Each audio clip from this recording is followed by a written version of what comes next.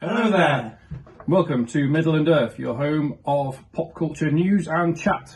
Today's show, we're going to be doing a couple of trailer reviews, reactions, and discussing a couple of news articles that have come out this week, and then we'll go from there. So, Matt, how have you been since we last met up? Good. Very, very cold. Yeah. It's dropped insanely since the last time we filmed the other one. It's been pretty cold recently. We've had some snowy weather. Whole country been engulfed in like a tundra. Been a bit fun. Yeah. But yeah, good. I've been Other than the cold, done anything interesting recently? well, I've been engulfed in the world of Arcane for the past 2 weeks, as it gets released in episodes of 3, which has been interesting. Okay. But it's an awesome show, as many of you probably know. I have heard good things about it. As it is number 1 on Netflix in 60 countries, which is insane. But I didn't realise League of Legends reached that far, but I think I must be naive, to the world of gaming. It is pretty big on world of online gaming. I've not quite got into it myself yet, but maybe it's something I'll stumble into. I mean, I'm not overly versed in watching game adaptations, but I'd imagine that's one of the best ones, because the budget of it is insane as well, apparently. But I think they must have recouped their spending, because it's insanely popular. But yeah, that's what I've been doing. Nice. What else have I watched? Anything good? No, I don't think so. I haven't even been to the cinema in a while. I need to get there really, because there's a few things coming out soon, aren't there? But yeah, what about you? Had a week off. Anything good? Another trip around the sun. 35 of them now. Got some Lego as gifts, 4 sets, some Star Wars Lego and some Jurassic Park Lego. So that entertained me. Good builds. Yeah, enjoyable. What, long or not long? Good couple of hours for one of them. Star Destroyer it was quite a good build. God, it took me ages to build my bloody Dune thing that I had. I obviously I didn't have hours to sit and do it because I've got work and stuff. But I spent a couple of days on that. Yeah. But it's because I had to break it up. No, it was The good. mechanics of it were insane as well on the inside. Oh, has he got some? Yeah, the wings, technique to wings it do as well. pop out and stuff, and there's feet that go down and everything. I like it when there's a bit of technicalness to it. But yeah, it was kind of I'd never really made anything like that before. But definitely need to get some more of that. Yeah, I've got some Lego. I've started a rewatch of. I like watching a bit of cop show type things as well. Okay. So I've started rewatching The Rookie. And I never watched that. That's finished. Oh, it's got what's his name in that, isn't it? Nathan Fillion. Yeah, one of your faves, Ian. He is. So yeah, I've started rewatching that. I never get into policey stuff. I don't know why. But my wife watches loads of it. But some of us are so boring. Oh my god. I think I must just be living away in the fairies. I think to be fair, I like a lot of obviously science fiction and fantasy, but nothing unless it's tied to something a bit more weird. I'm trying to think of an example.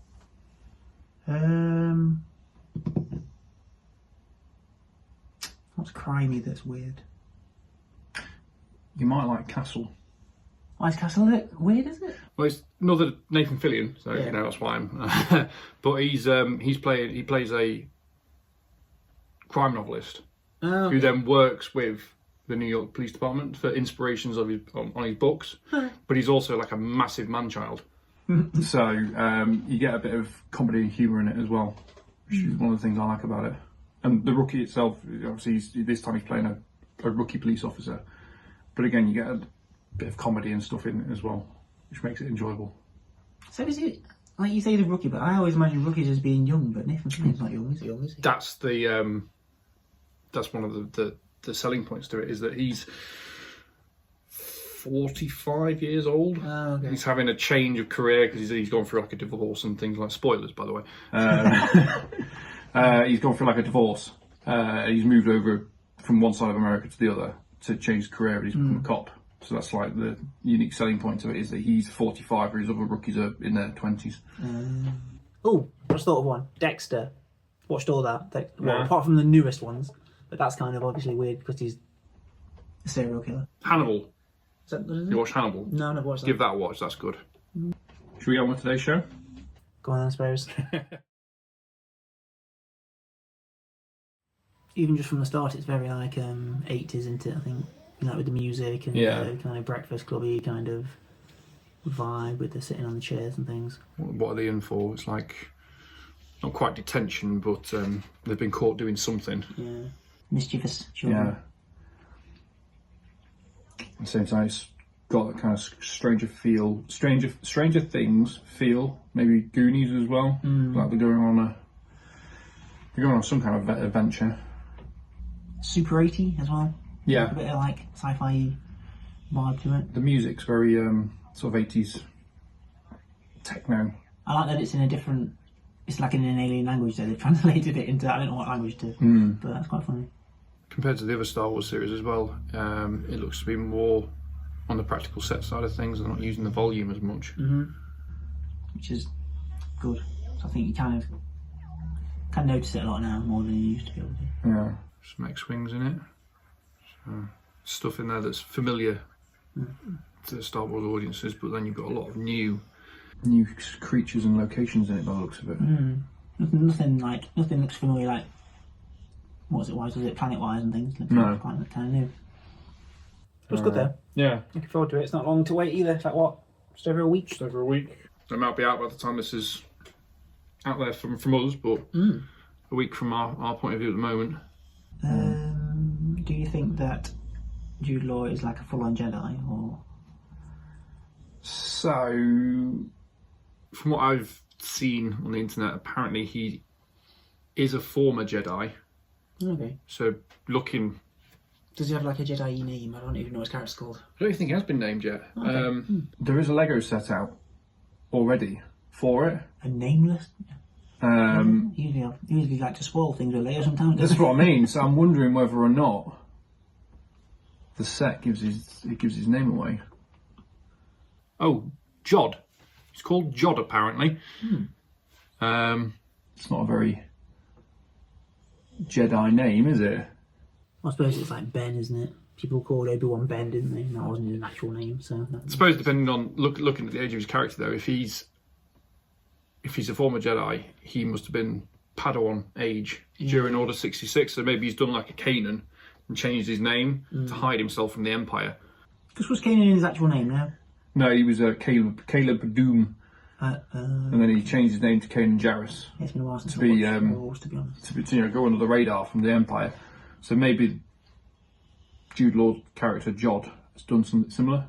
And then you've got the kids of Wim, KB, Fern, and Nell. Would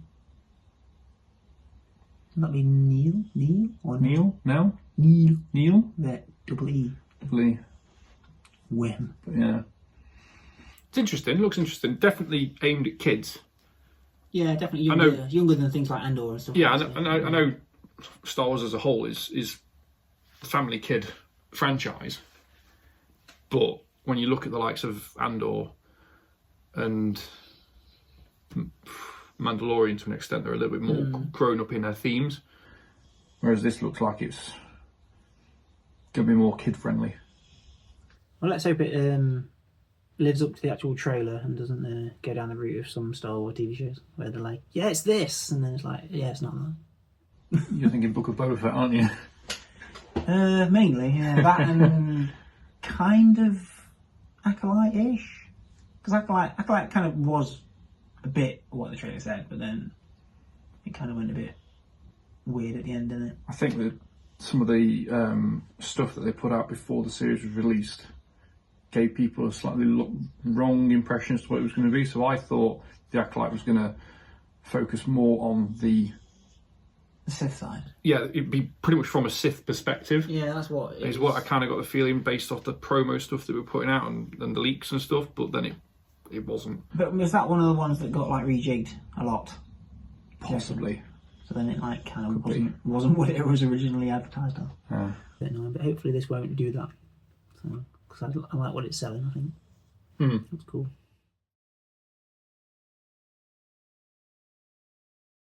They introduced him in Isaiah Bradley, I think. Isaiah Bradley, yeah. So he was like, introduced in Falcon Winter Soldier, wasn't he? The first Captain America, essentially, because they like tested the serum on him, I think.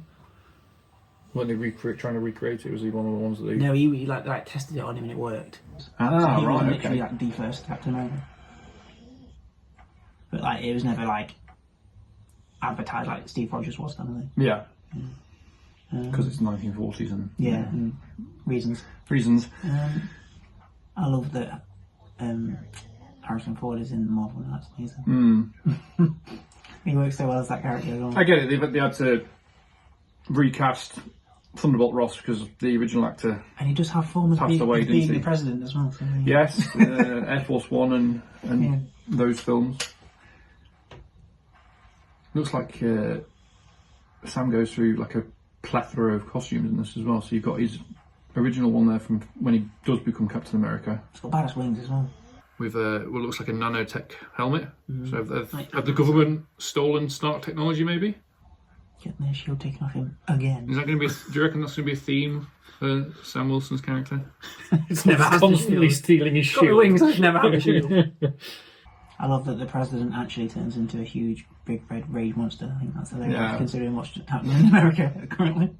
Yeah, true. Yes. Not that we're going to try and get too political on this, but I think I'd rather have a red Hulk running my country than a orange What's-It. Yeah, some awesome shots in there. I like that he's utilising the wings and the shield together. That's quite cool. Yeah. I heard a rumour. So obviously this film's going to focus a lot on Tiamat, the thing coming celestial that was coming up out of the Eternals. And apparently they finally introduced adamantium And it is a clever way to do it, to be fair. into the MCU this way. Obviously, it's like technically it's birthed from the Earth, but it is alien. Yeah. I suppose. Then I saw someone had commented about that final shot where he's obviously facing off against the Red Hulk and he gets the car thrown at him and the wings cut through it. Someone suggested that maybe he's that updated version of his wings, because there'll also be a new Falcon in this film. Yeah, it is. Yeah. So maybe he gets like Sam's old set of wings and he gets a new one, and they're made out of adamantium, which is why it slices through the car so easily. It's a theory. Do we get a mention of Weapon X in this then? Is that be exciting? Because that's where Wolverine gets his claws. That'd be quite a seamless way to do it, to be fair, I think, because obviously you've got the military in this and the president, and then would he want to set up some kind of thing to try and weaponise things that they've discovered? Obviously, if adamantium is discovered, then would they want to utilise the metal for war? Possibly. It has a bit of a similar feel to Winter Soldier film. Yeah, definitely. I think Kevin Feige's come out and said that the idea of mutants and things is going to be pitted through the next few films that are coming out as well. Yeah. So could there be a slight mention of people with abilities and things being used for military reasons? They've slowly dropped them in, haven't they, mutants? Because obviously Ms. Marvel's confirmed as a mutant. Yeah, and obviously X-Men 97 Yeah. has been really, really well received. So. Following the multiverse saga, it's going to be the mutant saga, so they're going to slowly start introducing them. You've got Ms. Marvel. I know we've had Charles Xavier in I heard something. Multiverse of Madness. I heard something ages ago. I think it was about Bruce Banner. That the reason that he survived gamma radiation is because he did have the mutant gene, and that's why it didn't kill him. Oh, okay. Which is an interesting way to kind of play with the idea of the gene. I suppose that would, if they were going to go down that route, that could work, because obviously then She-Hulk's his cousin. Yeah, so and obviously they worked that in, that his blood got transfused into hers, which is how she became She-Hulk. And then obviously there's his son introduced at the end of it, so that's obviously directly. But how is it going to work with Thunderbolt Ross then? Is he going to have the mutant gene, or is that why he's red? Because he doesn't have it. Yeah, maybe.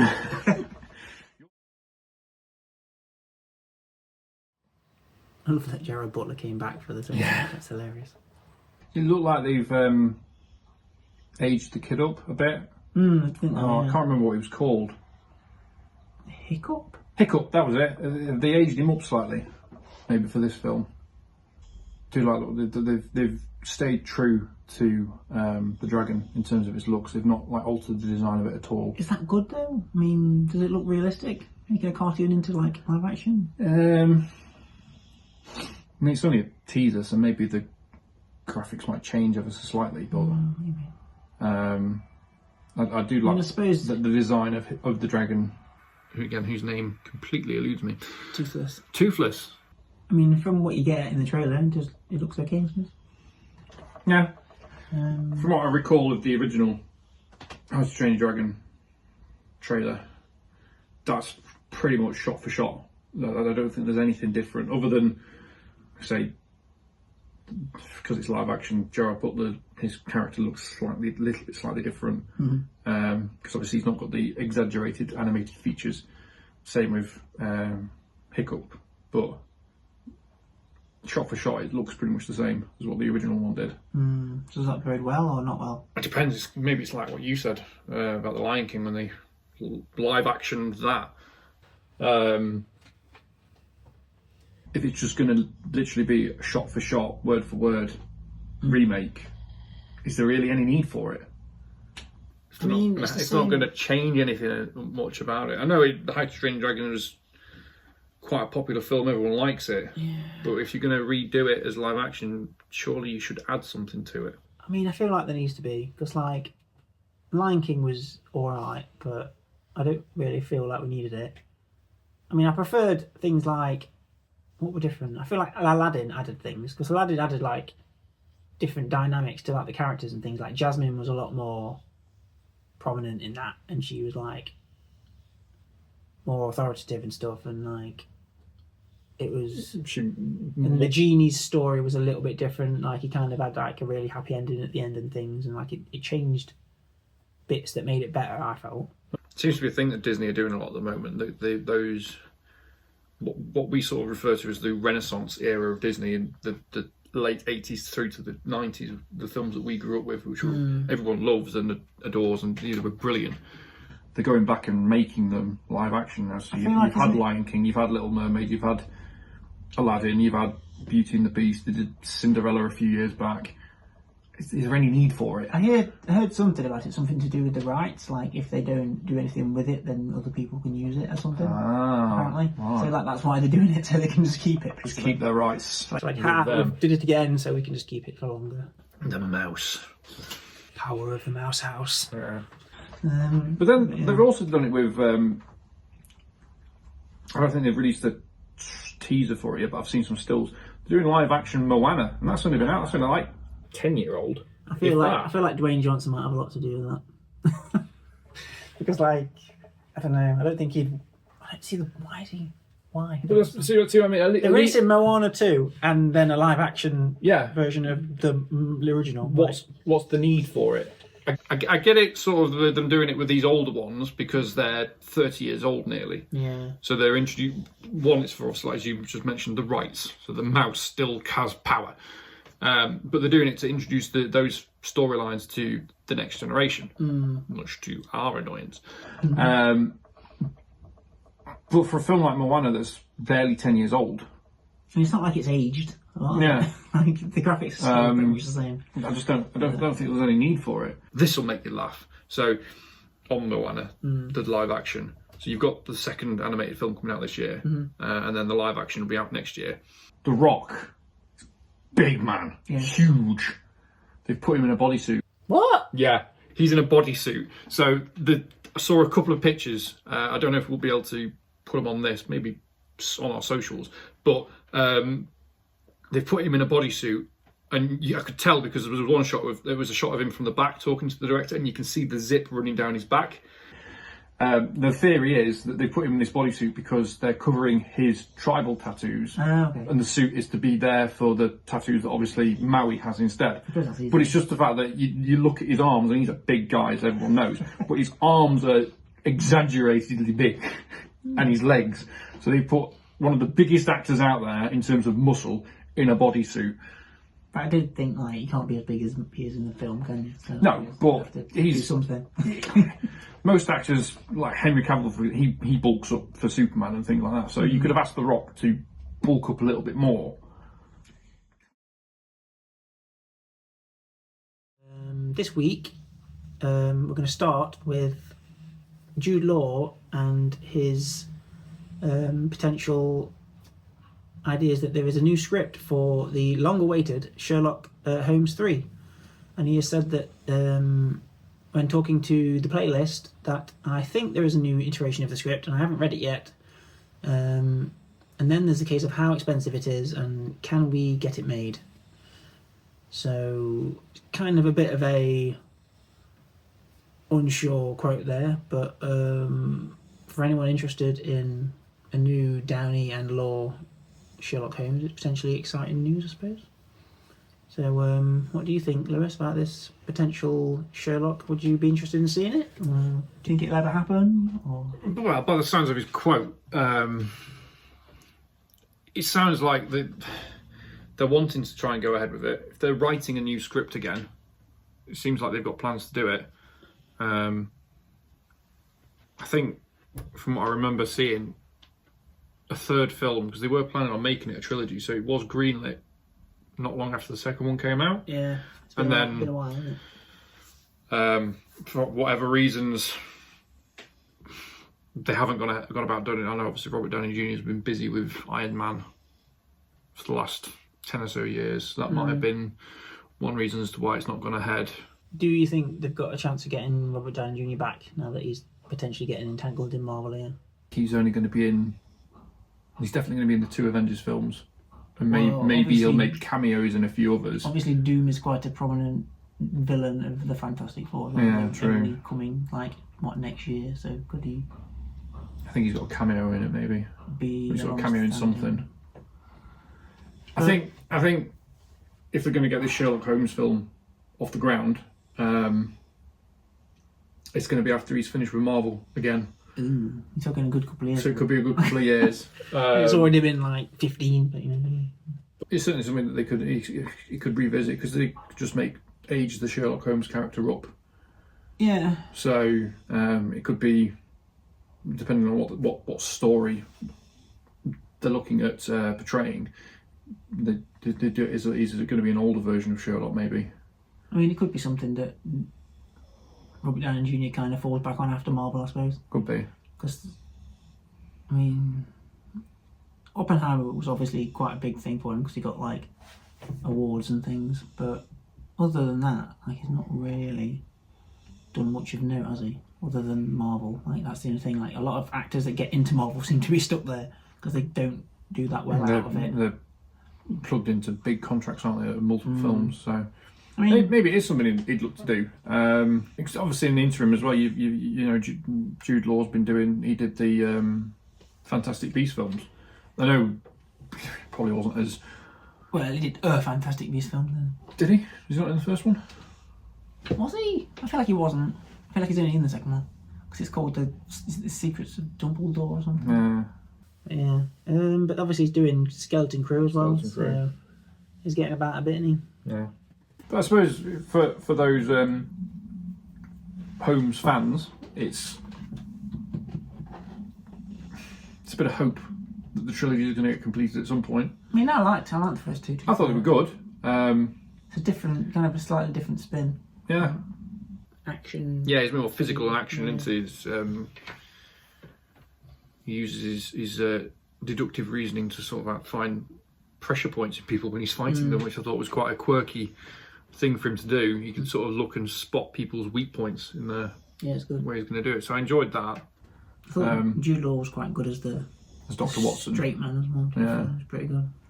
Earlier in the week, Sony in Japan apparently did a press release, which, when people have put it through Google Translate, is kind of hinting that the next Spider-Man 4 film, which we discussed in the last episode, looks like they might be looking at introducing Venom.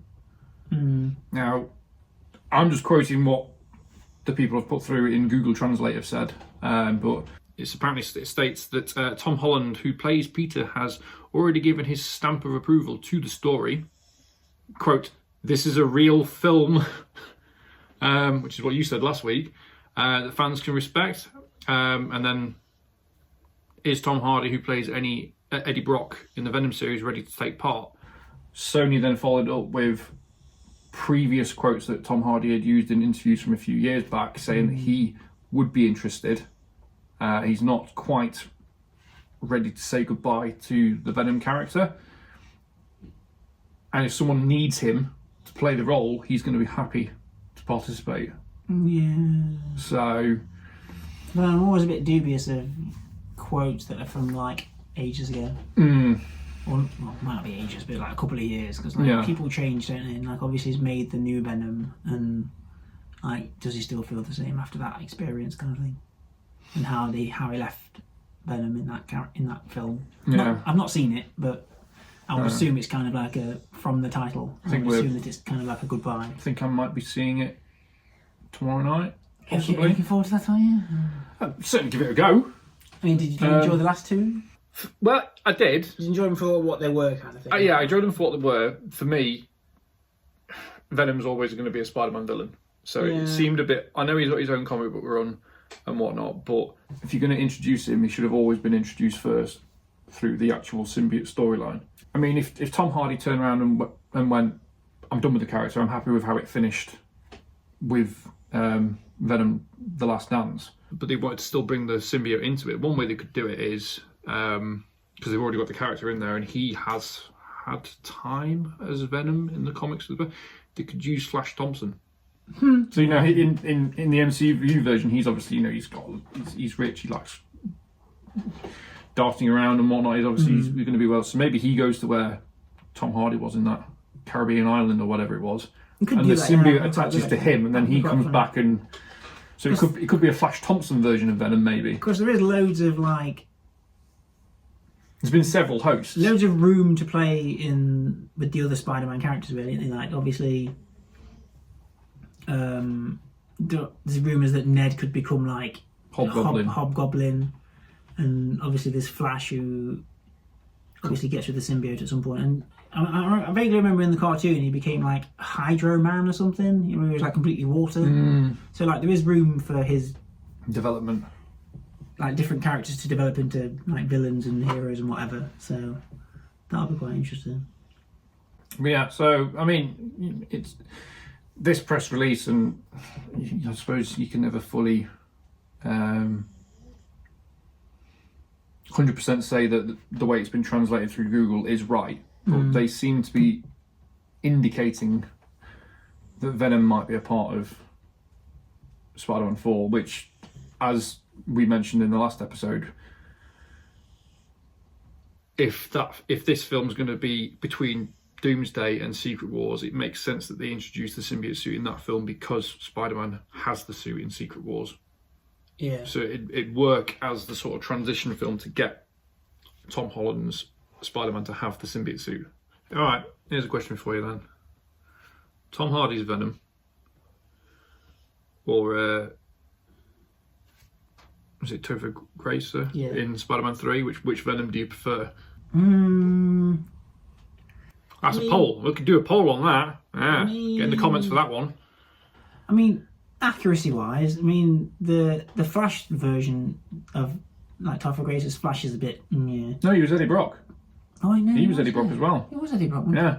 But yeah, that version, like the normal Eddie version, was a bit. But it was close to obviously in that he was like a rival to Peter. I suppose that was more accurate. But I think the Venom was better because obviously he came from the suit, so he basically just looked like Spider-Man, but like scarier, basically. Which is what Venom should be. It shouldn't be like ridiculously huge monster type thing. He should just be like this big black veiny monster that he was in the Tom Hardy films. No, I don't really like that. I feel like because he's kind of like a shadow version of Spider-Man, isn't he? Basically. Yeah. But if you make him like some kind of like alien like monster thing, it like kind of makes him less like the shadow version of Spider-Man and just like a monster, basically. But yeah, we'll see how things slide out. See how it pans out. I don't want Tom Hardy. I think we've established that. Oh, they'll have Daredevil. Come on, have Daredevil in there. But not as Venom, obviously. But you know, he's getting his own series. That's next year. I want him in Spider-Man. It'd be cool. It would be good to have a Daredevil Spider-Man story, like it's a film. But... Now it's time for something completely different.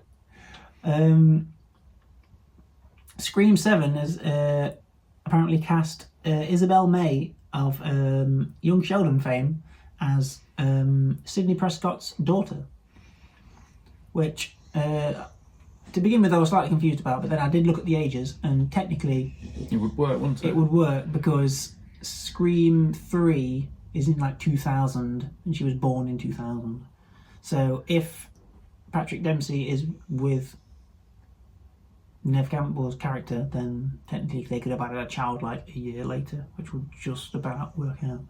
So yeah, casting her as the daughter would be quite interesting. But then I think it also implies that she's got more than one kid, because in Scream 4 she's like jogging with a pram, so technically that kid would be like way younger.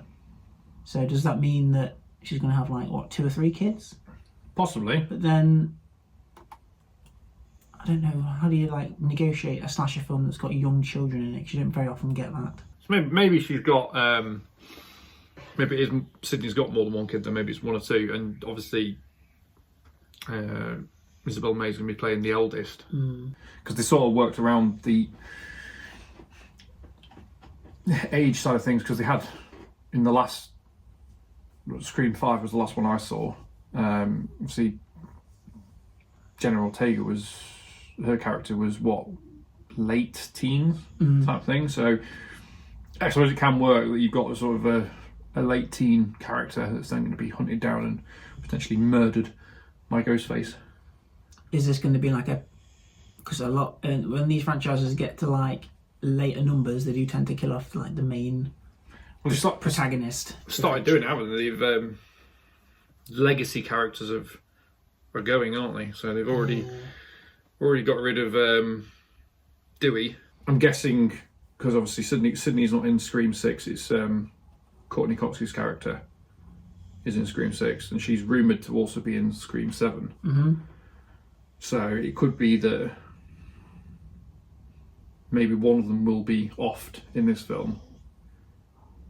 And if they're bringing in Sydney's daughter, maybe it's Sydney that dies, and then Sydney's daughter's the one that then carries on the franchise, possibly. Yeah, I mean, if they're going down the killing legacy character route. Thinking with this, like, it started off like obviously like postmodern and stuff, but then like the more it goes on, like I feel like it needs to change again, because it's getting a bit samey, repetitive in it. Yeah, but that's one of the things with slasher films, though. They are repetitive. That's one of the things that keeps drawing people back, is that there is repetition to them to an extent. It's going to start losing my interest soon, though. Because, like, I think with the daughter, they need to start. Like, I liked in. Which one was it? Is it 5 that Jenna Ortega was first in? Yeah. Because there was the thing where, like, they had updated technology, so, like, her house had, like, doors that were, like, electronically locked and stuff. That was quite fun. He cloned a phone, didn't he, to unlock so, like, and stuff. That was quite cool, where they, like, integrate, like, modern technology into it and make it a bit more interesting. And stuff like that. But I think they need to change up the killer thing. I mean, I like the rumour that Matthew Lillard says that Stu's not dead. Like, that would be amazing if they brought him back, because they haven't done the kind of verging on not realistic bring back somebody character thing yet. So, like, if they gave him quite a good backstory, like, oh, he was in a coma or something, or like something like that, where and then he just woke up and was like, comes back. Sydney must die. Like, that'd be amazing. But, yeah. Or like he's been in like hiding or something for like ages or something. But that would be something that would pique my interest. But if they just do the same thing again, like, oh, it's the daughter's like friend or something again, it's a bit. I'd like it if they brought back Matthew Lillard as Ghostface in this one,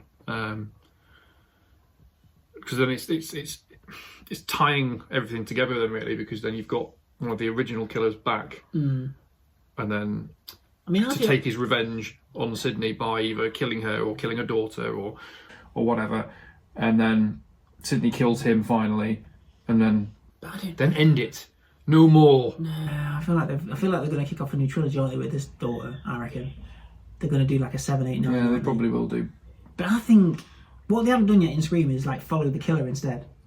Because like I thought they were going to do that in. Is it 6? Because like you see this thing, well, kind of spoilers, but like in 6, I think, what does it do? It has, you see the killer kill somebody, and then it reveals who the killer is, and you're like, oh, okay, interesting. Are they going to like follow him through the film? But then that killer gets killed, and you're like, oh, okay. Well, I thought they were going to like follow him through the film, but then they didn't. They like, kind of like bait and switched it. But like if they did that for a whole film, I thought that would be quite interesting. You know, like if it was Matthew Lillard and they followed him through the film, make him the actual main focus of the film. I mean, like obviously you could switch to Sydney like sometimes with the family and stuff, but then you could start with him and like how he was still alive and stuff, and where he's been all this time and things, and like kind of have him as the, you know, like in Infinity War, where that's like Thanos' film. Yeah, it's Thanos' story, yeah. But like, okay. do it from his perspective. You make Screen 7 Ghostface story. Yeah. Basically. Okay. So that'd be quite interesting. Because you don't really get that in slashers and horrors and things, where it follows the psycho, essentially. It's always the female protagonist, the final girl, that's the...